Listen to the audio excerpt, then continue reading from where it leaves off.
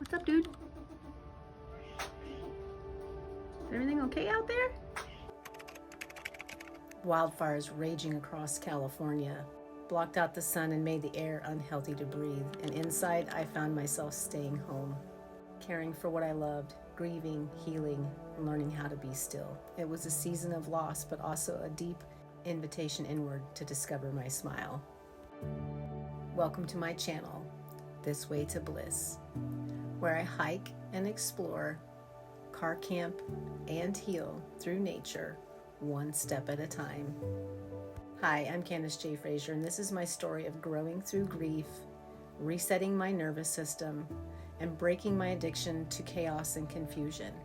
Out here, I found the strength to keep going, and the first sparks of balance and bliss. Please make sure you like, subscribe, and share this with your friends. It really helps us out.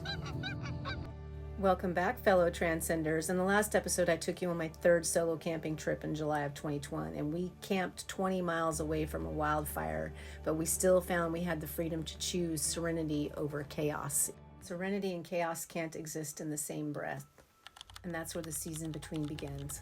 Grief, reset, and the slow return of joy. What's up, dude? Is everything okay out there? Too smoky for you? Fires surrounded my world inside and out. What's wrong? Why aren't you afraid of me, dude?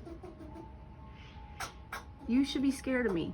That squirrel was an example of there were no adventures to escape into this time, just the thick, heavy smoke that forced me inward.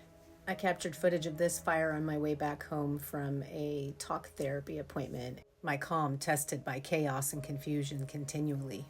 Then a new loss and more grief to process. Our sweet cat began to get sick.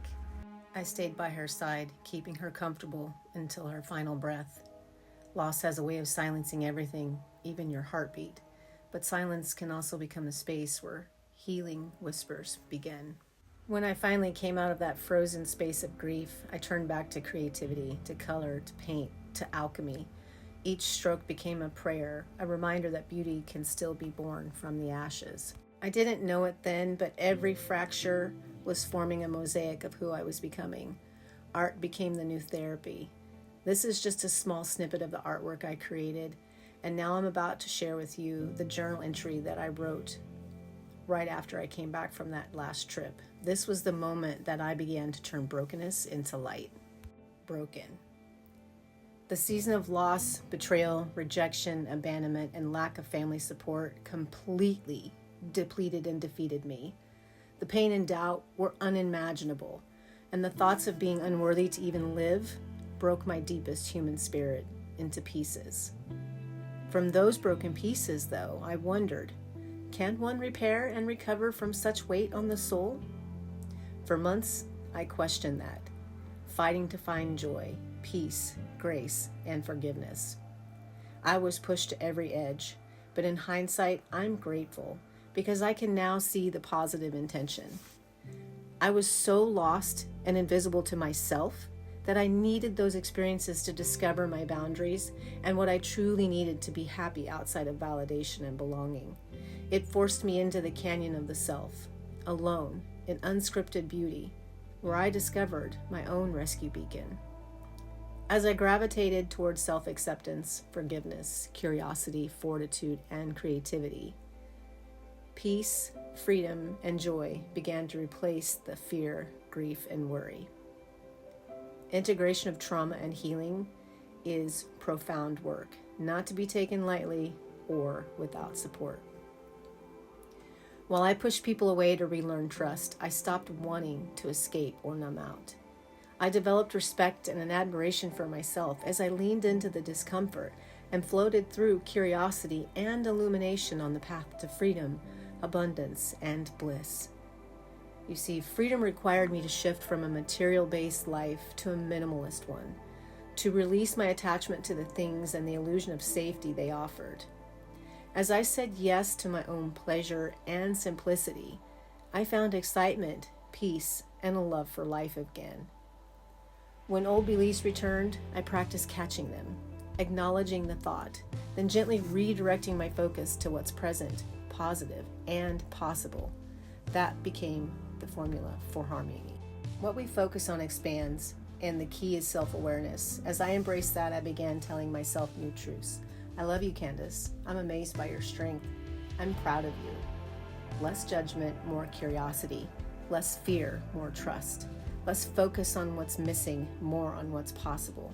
And that, my friends, is how freedom, abundance, and bliss began to flow through gratitude, love, and harmony born within. So you see, the fires, the losses, the silence, they were all teachers.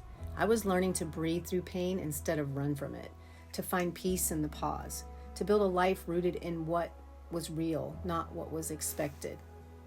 That was the initiation, transforming triggers into teachers and choosing to be my own source of love, safety, and belonging. And that's where the real freedom began, when I stopped waiting for someone else to do life with me and started saying yes to life solo. So I leaned into my own metamorphosis. I turned my pain into a passionate purpose. I learned to release negative influences and love myself through nature, art, and holistic self-healing practices. And yay, the smoke is finally cleared and I can finally return to nature. The first time I felt sand beneath my feet and sunlight on my face again, it was bliss. Each wave, each ripple of light on the water reminded me joy does not return all at once. It seeps in quietly, like sunlight through the fog.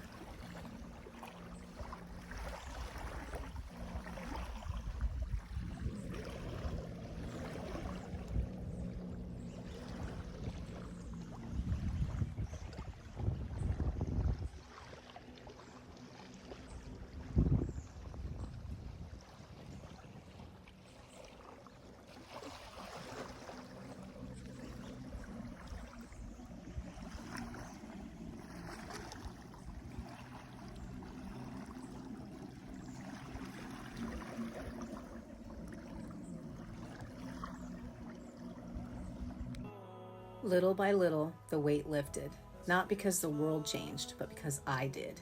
I slowed down, embraced stillness, and chased sunsets instead of suffering.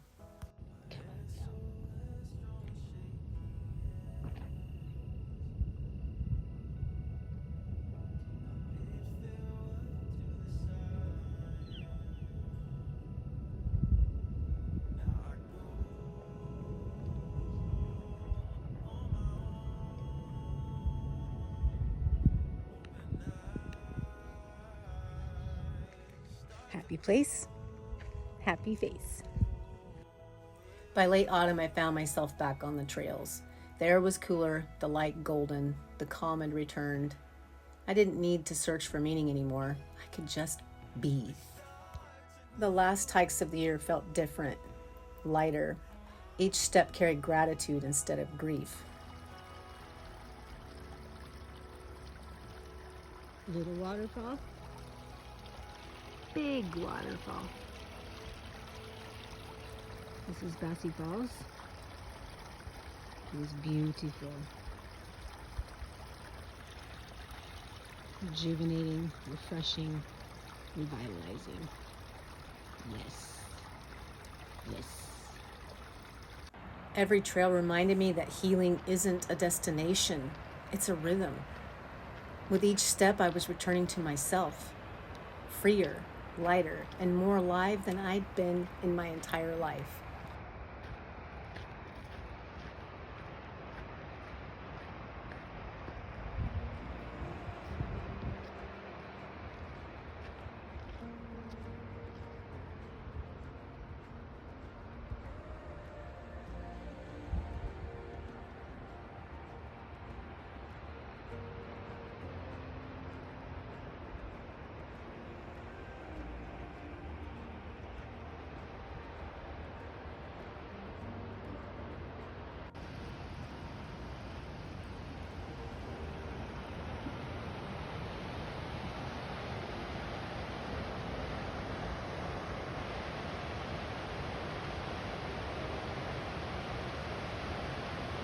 Nature and creativity got me out of survival mode. Nature had become my mirror, showing me how endings and beginnings coexist. This was peace in motion, a quiet joy found in the simplest of moments. With no family, I had oatmeal dinner for Thanksgiving by myself and set up my holiday tree and double-fisted some sparkling cider here, choosing gratitude, not grief.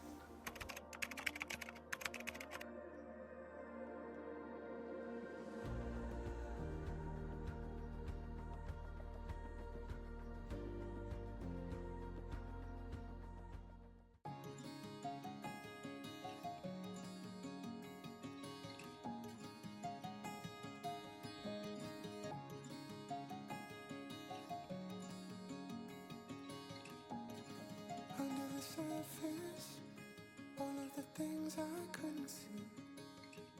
Out on the edge of clarity, calm in the current, felt in the whisper of a tree, carried inside a memory. I wanna dance in the rain, in the heart of the storm. Oh, to get lost like I've been.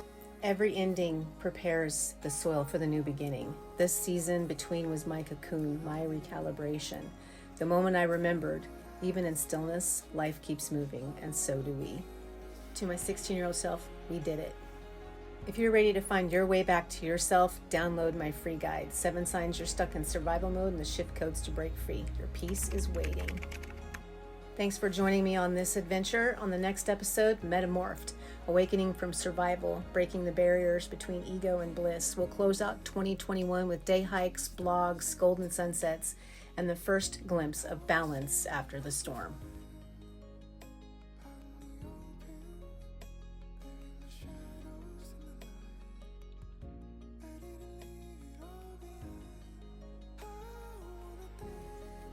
Make sure you like, comment, and subscribe so you can traverse the next trail with me.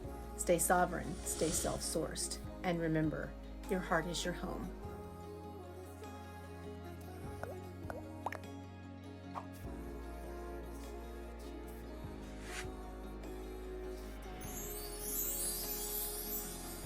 Thanks for watching. I'll see you on the next one.